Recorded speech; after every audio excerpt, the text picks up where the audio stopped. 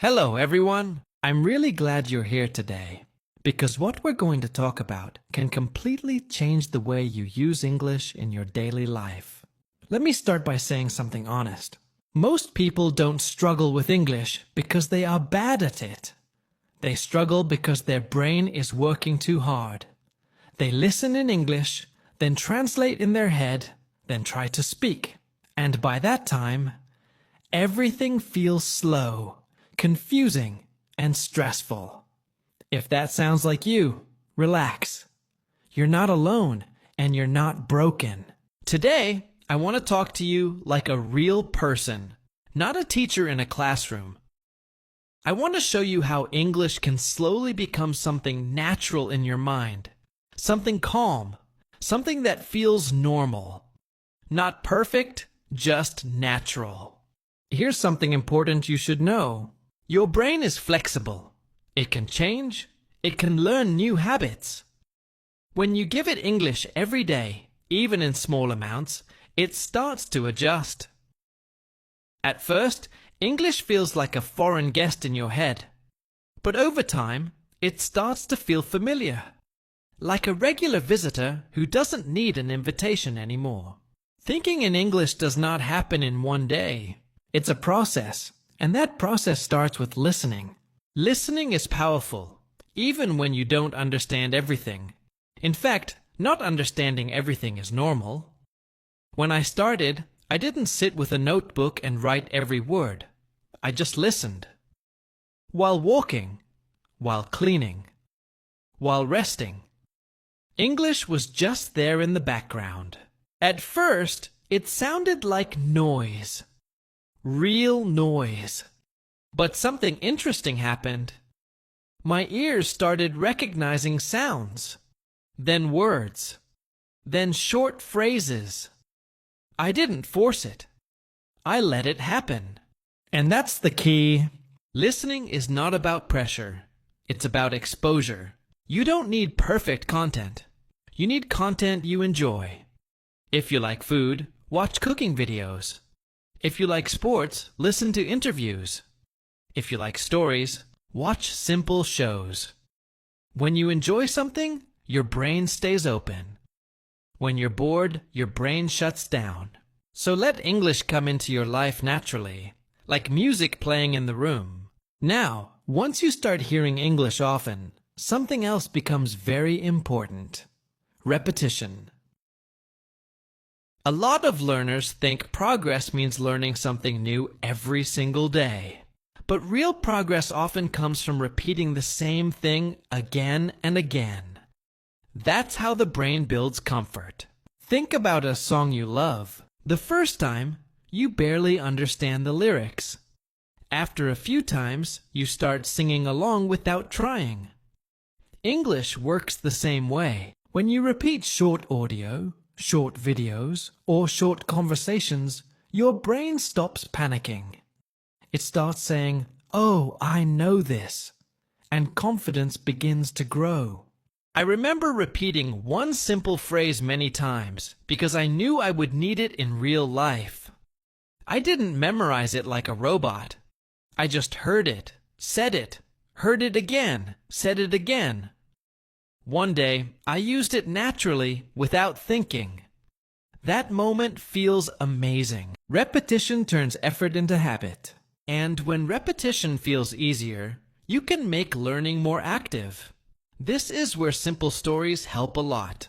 You don't need long, complex stories. Small stories are enough.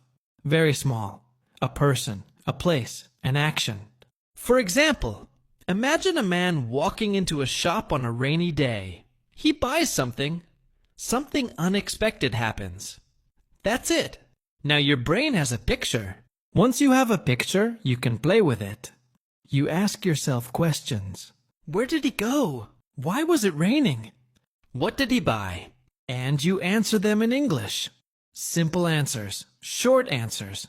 This is not a test. This is thinking practice.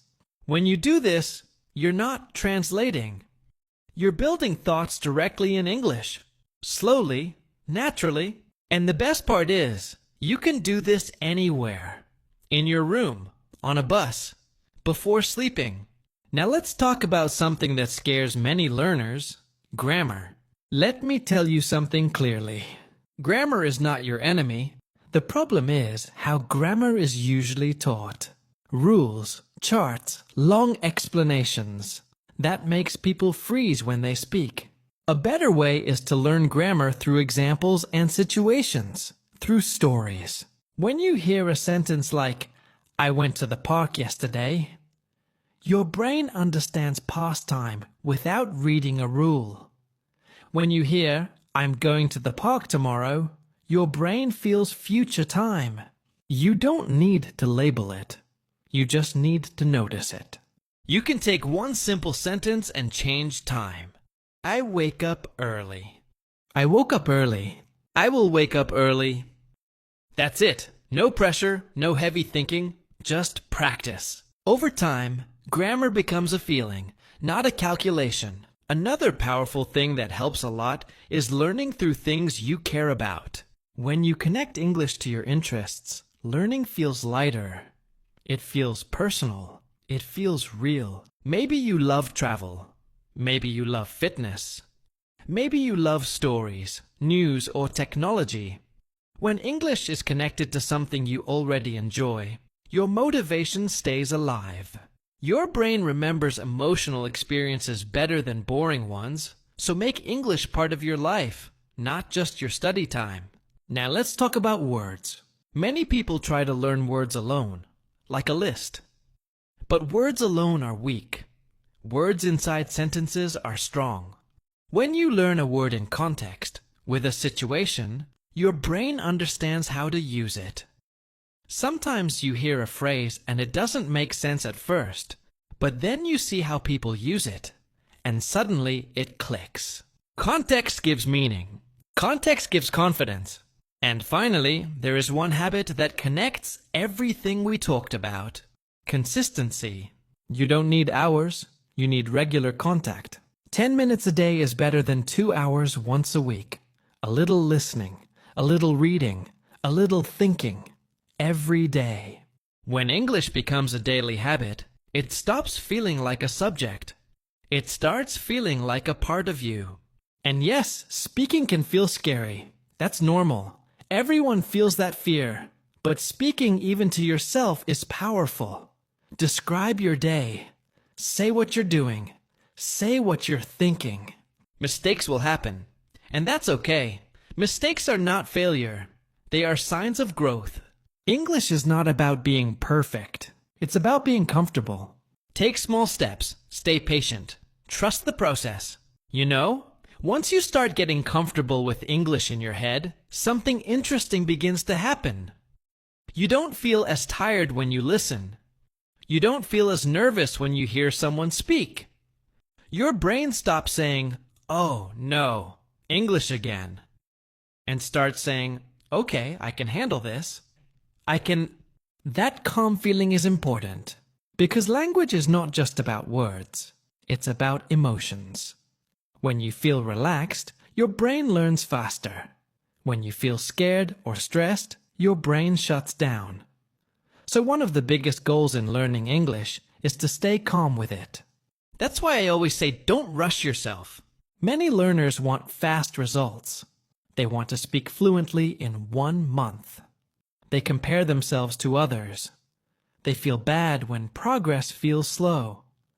But learning a language is not a race. It's more like growing a plant. You water it a little every day, and one day you look back and realize how much it has grown. Now let's talk about thinking in English during daily life. You don't need special time for this. You can do it while living your normal life. When you wake up, you can think simple thoughts in English. I'm awake. I feel sleepy. I need water. These are small thoughts, but they matter. When you're doing something, describe it in your mind. I'm making tea. I'm opening my laptop. I'm going outside. This may feel strange at first, but it trains your brain to use English for real situations, not just lessons. At first, your thoughts will be very simple. That's okay. Simple is powerful. Simple means your brain is learning to think directly, not translate. And if your brain jumps back to your native language, don't get angry at yourself. That's normal. Just gently bring it back to English when you can. Learning is not about control. It's about patience. Another helpful habit is speaking out loud, even when no one is around. Yes, I know it can feel awkward. You might think, why am I talking to myself? But this is one of the safest ways to practice speaking. There is no pressure, no judgment, no fear. You can talk about your plans. You can talk about your feelings. You can even talk nonsense. The goal is not to sound smart. The goal is to move your thoughts from your head to your mouth. The more you do this, the more natural speaking feels. Now, let's talk about mistakes, because this is where many learners get stuck. Mistakes feel embarrassing, especially when speaking. You worry about grammar. You worry about pronunciation. You worry about sounding foolish. But here's the truth. Mistakes are normal. Even native speakers make mistakes. They forget words. They say the wrong thing. And life goes on. When you make a mistake in English, nothing bad happens. The world doesn't stop. People still understand you. And even if they don't, you can explain again. Every mistake teaches your brain something new. It shows you where to grow. So instead of thinking, I made a mistake, try thinking, I just learned something. That mindset changes everything. Another thing that really helps is hearing real spoken English, not just textbook English. Real English is messy. People pause. People repeat themselves. People use simple words. When you listen to real conversations, podcasts, or videos, you realize that perfect English is not required to communicate. This realization removes a lot of pressure. When you hear real English, you also learn how sentences actually sound, how words connect, how people express emotions. This helps your speaking sound more natural over time. And remember, you don't need to understand every word. Understanding the main idea is enough. Your brain will slowly fill in the gaps. Now let's talk about vocabulary in a smarter way. Instead of learning single words, learn small phrases. Phrases are more useful. They help you sound natural and confident. For example, instead of just learning a verb, notice how people use it in a sentence. Notice what words often come before or after it. This helps your brain remember how to use it in real life. When you hear a new phrase, repeat it softly. Think of a situation where you can use it. Maybe even say it out loud later. This turns passive listening into active learning. Also, don't try to learn too many new words at once. A few useful words, used many times, are better than many words you forget quickly. Slow learning is strong learning. Another thing I want to talk about is confidence. Confidence does not come before speaking. Confidence comes after speaking. You build it by doing, not by waiting. Many learners think, I'll speak when I'm ready. But the truth is, you become ready by speaking. Start small. One sentence, one idea, one short conversation. Every time you speak, your fear becomes smaller. And here's something important. Most people are kind. Most people respect effort. They don't expect perfection. They just want to understand you. So give yourself permission to try. Also, be careful about comparing yourself to others. Everyone has a different journey. Some people speak fast but make many mistakes. Some speak slowly but clearly. Both are okay. Your progress is your own. Consistency is what connects everything we're talking about. You don't need motivation every day. Motivation comes and goes. What you need is a routine. Something simple that you can repeat. Maybe you listen to English every morning. Maybe you read a short paragraph every night. Maybe you speak to yourself for 5 minutes a day. Choose something small and realistic. Small habits are easier to keep, and when you keep them, results come quietly. One day, you'll notice something surprising. You'll understand a sentence without translating. You'll respond faster. You'll think in English without trying. That moment feels powerful, and it comes from patience, not pressure. Learning English is not about forcing your brain. It's about guiding it. Be kind to yourself. Stay curious. Keep showing up. As you keep going on this journey, you'll start to notice a quiet change inside you. It won't be loud or dramatic. It will be subtle. One day, you'll hear English, and instead of feeling tense, you'll feel curious.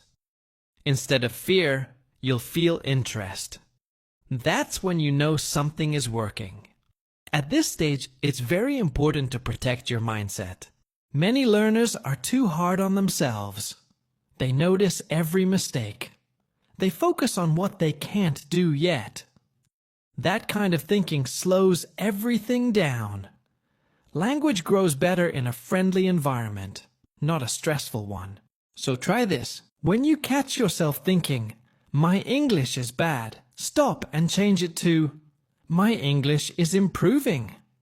That small change matters. Your brain listens to how you talk to yourself. Now let's talk about pronunciation, because this is another area that causes fear. You do not need a perfect accent. You need clarity. English is spoken with many accents around the world. What matters most is that people can understand you. Focus on being clear, not perfect. A great way to improve pronunciation is to listen and copy, not study rules. Choose a short audio clip. Listen carefully, then repeat it out loud.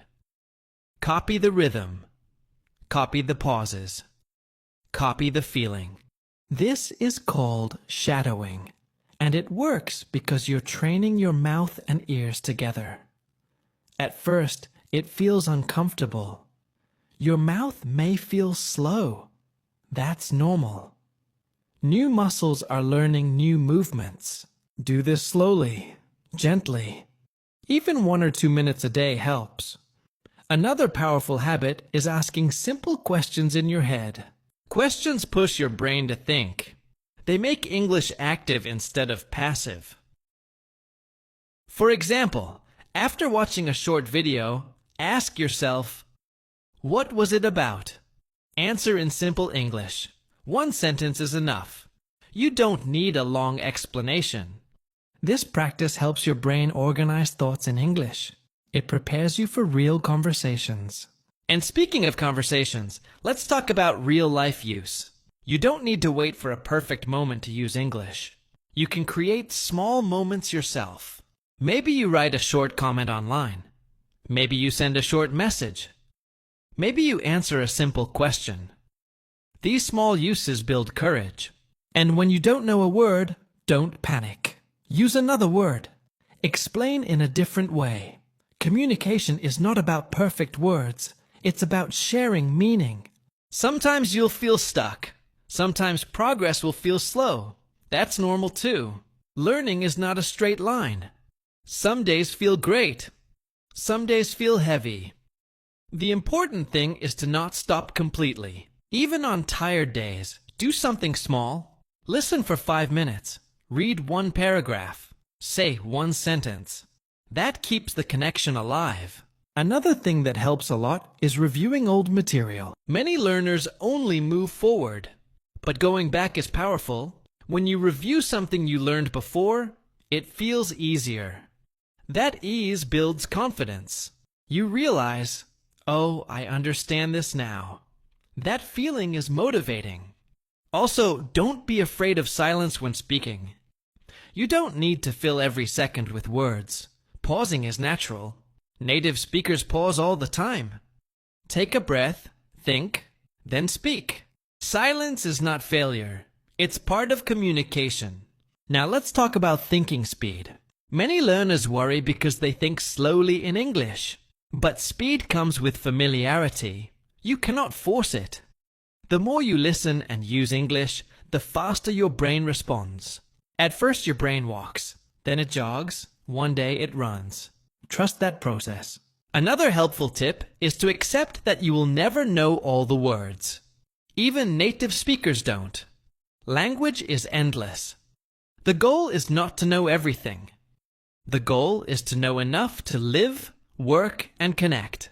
Focus on usefulness, not completeness. Learn words and phrases that you actually need. Words you can use in your life. That makes learning meaningful. And remember, English is a tool, not a test. You are not being judged. You are communicating. One of the best signs of progress is when you stop translating full sentences. When ideas come directly in English, even if they are simple, that's real growth. Celebrate that. Don't ignore it. You can also help your brain by being patient with listening. Sometimes you'll understand everything. Sometimes you'll understand only the idea.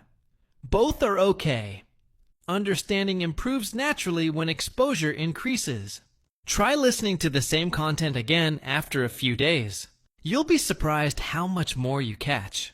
Your brain is always learning, even when you don't notice. Now I want to say something important. You are allowed to enjoy learning English. It doesn't have to be stressful. It doesn't have to be heavy. It can be light. It can be fun. It can be part of your daily life. When you remove pressure, progress speeds up. So keep listening. Keep repeating. Keep thinking. Keep speaking, even a little. Be consistent, not perfect. Over time, English will stop feeling like a foreign language and start feeling like a familiar voice in your mind. And when that happens, speaking becomes easier, calmer, and more natural. You're not late. You're not slow. You're learning. And that's exactly where you need to be.